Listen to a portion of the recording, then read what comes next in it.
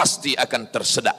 Tapi Allah ingin menunjukkan kepada Fir'aun, jangankan untuk menggenggam dunia, jangankan untuk membunuh Musa, jangankan untuk mengejar Bani Israel, untuk tersedak pun kau tak kuasa, wahai Fir'aun. Apa yang terjadi? Fir'aun mati. Kenapa Allah mematikan Fir'aun dengan air? Kenapa tidak dengan batu? Kenapa tidak dengan petir yang menggelegar? Mengapa dengan air? Karena dulu bayi yang tak berdaya itu dihanyutkan ke tengah air. Berkuasa 400 tahun lamanya. Penguasa tunggal syarqan wa gharban. Dari mulai belahan timur dunia sampai ke barat. Tunduk dalam kekuasaannya. Lalu kemudian datanglah Nabi penyeru kepada tauhid menghadap penguasa yang hebat, raja segala raja di atas dunia. Menyembahlah kepada Allah. Lalu apa jawabnya? Dengan sombong dan angkuh dia berkata, Arabbun ghairi, Arabbun ghairi, adakah Tuhan lain selain aku? Adakah yang lebih berkuasa di dunia ini selain aku? 400 tahun membuat dia merasa bahwa dia Tuhan. Sampai-sampai keluar dari mulutnya, Arabbun ghairi, adakah Tuhan selain aku? Lalu kemudian apa yang terjadi? Allah subhanahu wa ta'ala mengirimkan ba'udah. Dalam Al-Quran Allah mengatakan tidak malu menciptakan ba'udah, nyamuk. Inna Allah la yastahi ayyadriba masalam ma ba'udah. Allah tidak malu menciptakan seekor nyamuk. Wa ma fauqaha, lebih kecil daripada nyamuk. Apa yang terjadi? Nyamuk itu masuk ke dalam lubang hidungnya, terus ke dalam batang hidungnya, sampai ke otaknya, dan nyamuk itu pun menggigit otak di kepalanya.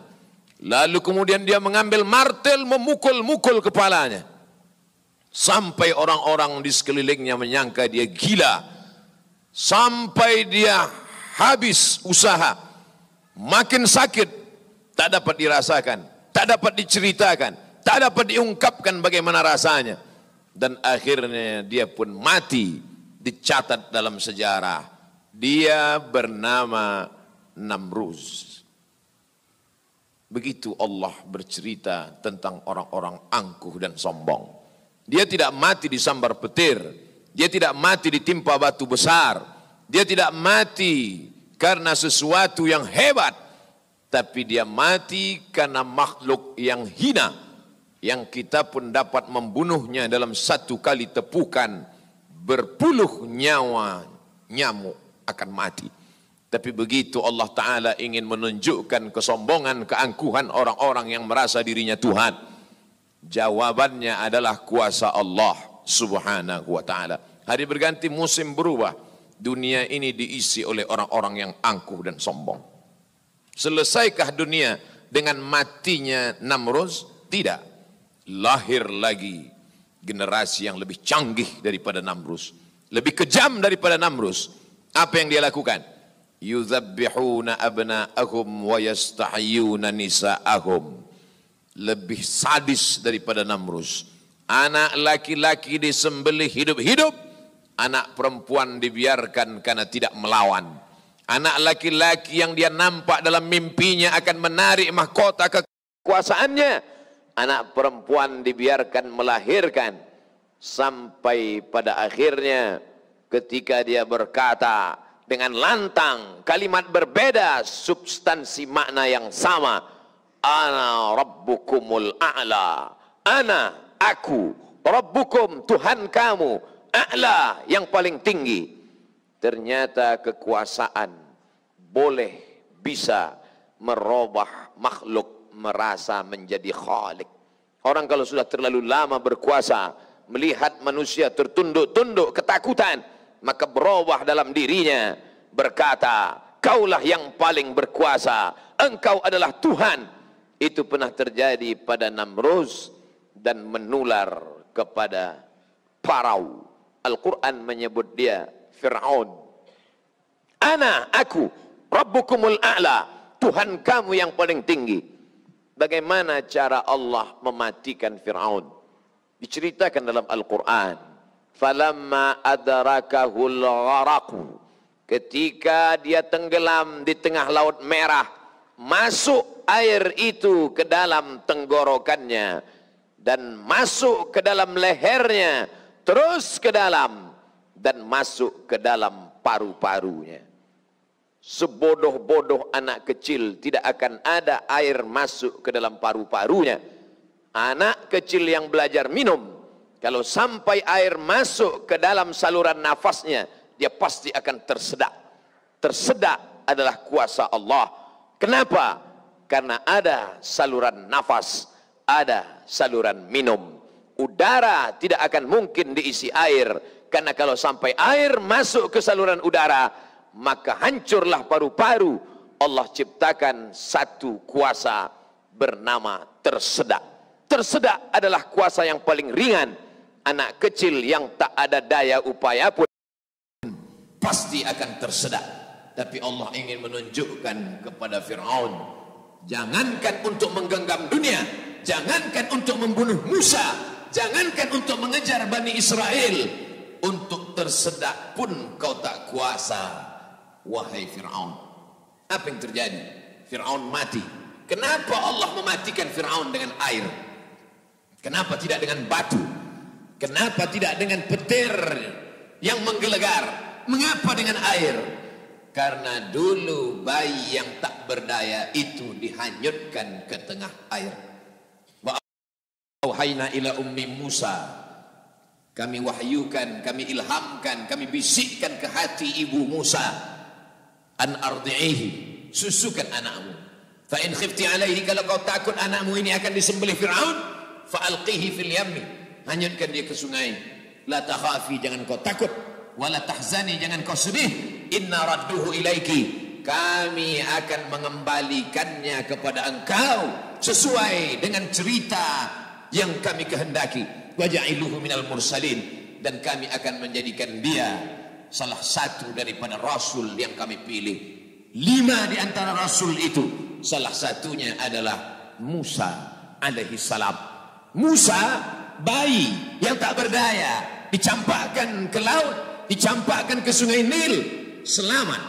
Bayi yang tak dapat berenang, bayi yang tak ada kuasa, bayi yang tak ada daya upaya, selamat di atas air.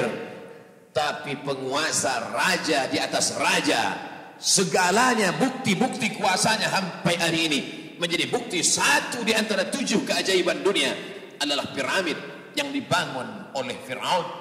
Tapi ternyata air yang dulu menyelamatkan bayi Musa, air yang sama menenggelamkan Fir'aun yang amat sangat berkuasa. Sekali lagi Allah ingin bercerita kepada manusia bahwa mudah bagi Allah melenyapkan makhluk-makhluk yang sombong, yang merasa diri gagah perkasa, manusia yang terkena penyakit amnesia, terlupa bahwa dia hanyalah makhluk, paru-parunya ciptaan Allah, udaranya titipan Allah, hembusan nafasnya dan tarikannya semua atas kuasa Allah. Mestinya dia berkata, la haula wa la quwata illa billah. Berakhir episode Fir'aun. Selesaikah dunia? Tidak. Muncul lagi mereka yang sombong-sombong. Macam-macam nama sejarah mencatat. Abu Lahab dengan bangganya berkata, sebelum Abu Lahab datang lagi seorang pria perkasa dengan tentara bergajahnya bernama Abraha. Dia ingin memindahkan Ka'bah karena baginya bisnis di Makkah harus dialihkan. Nun jauh di Yaman, berseberangan dengan Laut Merah, menyeberang ke Afrika. Maka ini Ka'bah harus dihancurkan. Dia bawa pasukan bala tentara, sampai akhirnya pasukan gajah tidak ingin bergerak. Gajah makhluk Allah, binatang, tahu mengenal Allah Subhanahu wa ta'ala. Dia paksa gajah itu berdiri dengan pawang-pawangnya. Akhirnya gajah itu berjalan karena amat sangat terpaksa dan di bawah tekanan. Sampai akhirnya apa yang terjadi? Datang Abdul Muttalib membawa kunci Ka'bah. dia serahkan kepada Allah. Dia katakan di depan pintu Ka'bah, inna lihadzal baiti rabban yahmi. Sesungguhnya Ka'bah ini ada Rabb, ada Allah yang menjaga dan memeliharanya. Bukan aku yang menjaganya, kuserahkan kepada penjaganya. Inna lihadzal baiti rabban yahmi. Sesungguhnya Ka'bah ini ada penjaganya, kuserahkan dia kepada engkau ya Allah. Apa yang terjadi? Fa arsalna alaihim tayran ababil. Kami kirimkan kepada mereka burung ababil yang dibawanya tarmihim, melontar, melempar mereka pasukan Abraha bergajah bihijaratin, dengan batu-batu, min sijil, yang dipanaskan di atas api neraka. Apa yang terjadi pada pasukan Abraha? Faja'alahum ka'asfim ma'kul. Mereka seperti daun-daun yang dimakan ulat. Tahun peristiwa itu terjadi disebut dengan Amul Fil, tahun gajah, tahun kelahiran Sayyidina wa Maulana Muhammad sallallahu alaihi wasallam. Hari berganti, musim berubah, isi dunia sebenarnya itu-itu saja, namanya berbeda, tapi sebenarnya makhluknya itu-itu saja. Dia pernah bernama Namrus, dia pernah bernama Fir'aun, dia pernah bernama Abraha. Selesaikah dunia? Belum. Dunia terus berlanjut, melahirkan makhluk-makhluk. Ada yang rendah hati dan tawadhu, ada yang zuhud dan ridha, ada yang mencari kemuliaan Allah, ibtigha'a mardatillah. Tapi ada yang dititipkan harta dan kuasa.